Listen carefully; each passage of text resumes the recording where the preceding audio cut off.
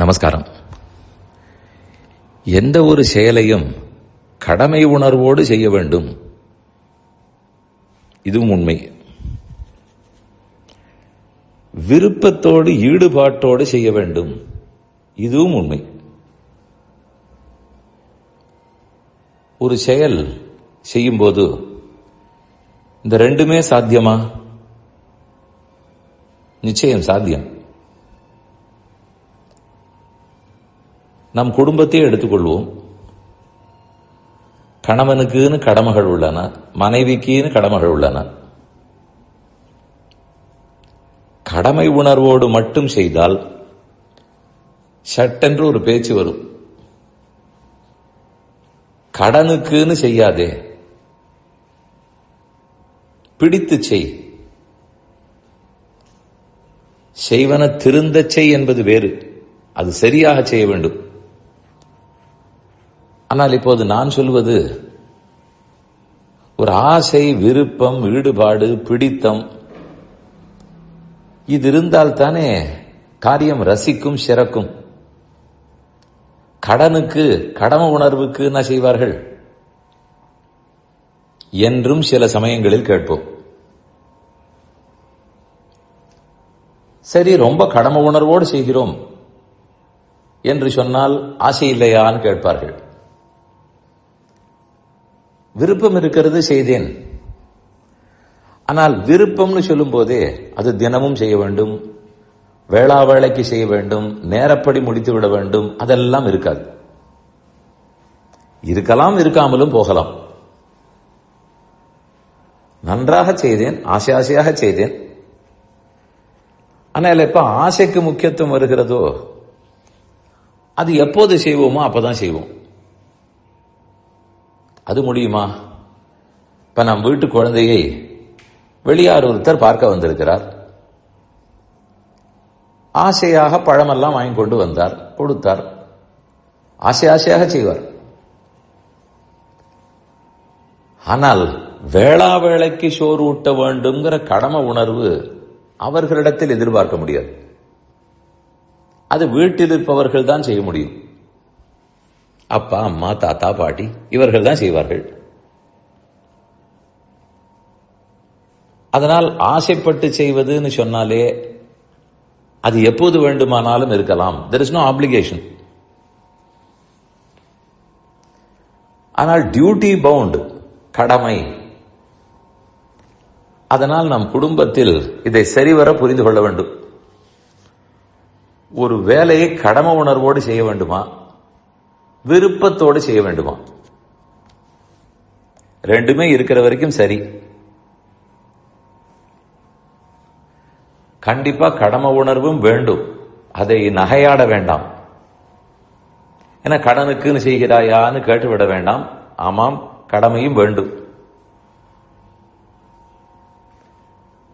இன்னென்ன தேதியில் கடன்காரர்களுக்கு எங்கெங்கு கடன் வாங்கி இருக்கிறோமோ கடனை கட்ட வேண்டும் என்றால் அந்த கடமை உணர்வு தான் முக்கியம். விருப்பத்தோடு கடன் கட்டுவோம் இப்படியா சொல்லுவோம்? அதே வீட்டு வாசலில் பெருமாள் எழுந்துள்ளுகிறார், கோலம் போடுகிறோம்னு சொன்னால் வாஸ்தவம், பெருமாள் வருவதற்காக கோலம் போடுகிறோம், அவர் வருவதற்குள் போட வேண்டும், அது ஒரு கடமை உணர்வு வேண்டும். ஆனாலும் அது இப்படி அழகாக இருக்கிறதா, அப்படி அழகாக இருக்கிறதா, வண்ணத்தை சேர்க்கலாமா, ரங்கோலியாக இருக்கலாமா, அது எல்லாமே விருப்பம் தானே. யாரும் கடமை உணர்வோடு கோலம் போட்டார்கள்னு சொல்ல மாட்டார்கள்.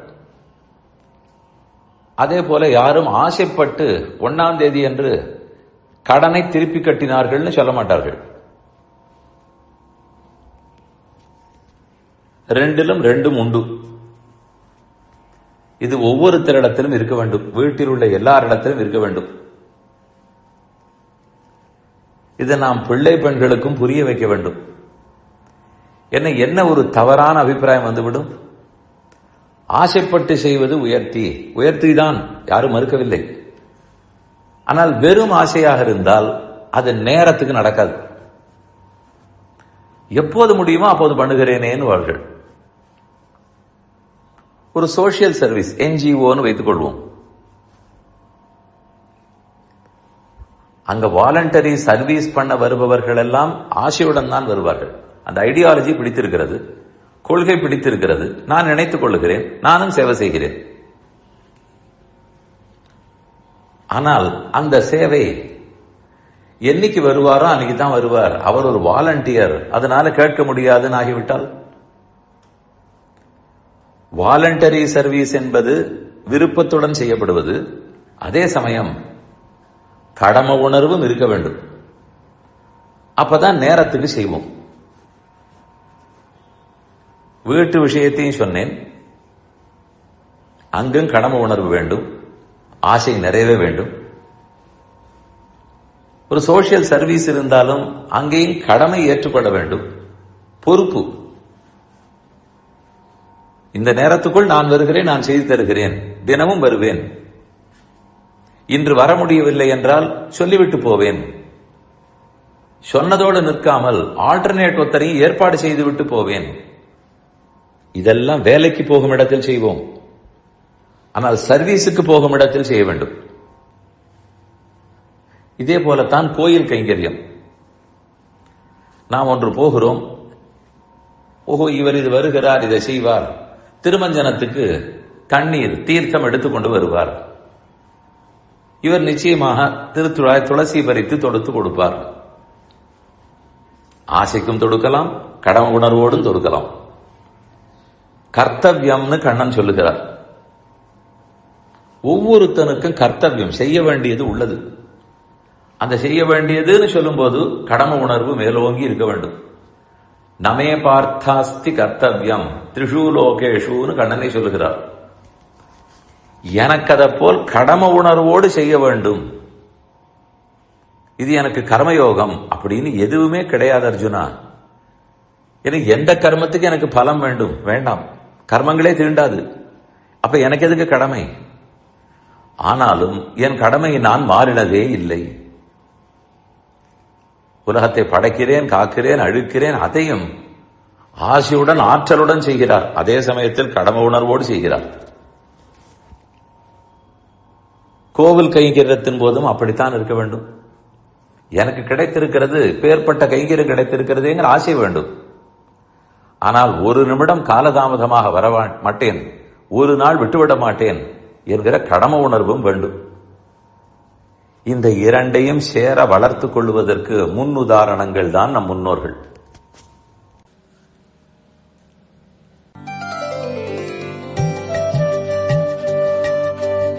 இந்த என் பணி ஆடியோவை உங்களுக்காக வழங்கியவர் வேலுக்குடி ஸ்ரீ கிருஷ்ணன் சுவாமி. இந்த ஆடியோவை தினமும் உங்கள் மொபைலில் பெற கிஞ்சித் என் பணி KINCHITENPANI என்ற ஆப்பை கூகுள் பிளே ஸ்டோரிலோ அல்லது ஆப்பிள் ஐ ஸ்டோரிலோ டவுன்லோட் செய்து கொள்ளவும். தினம்தோறும் இது போன்ற உபன்யாசங்களை கேட்டு மகிழவும்.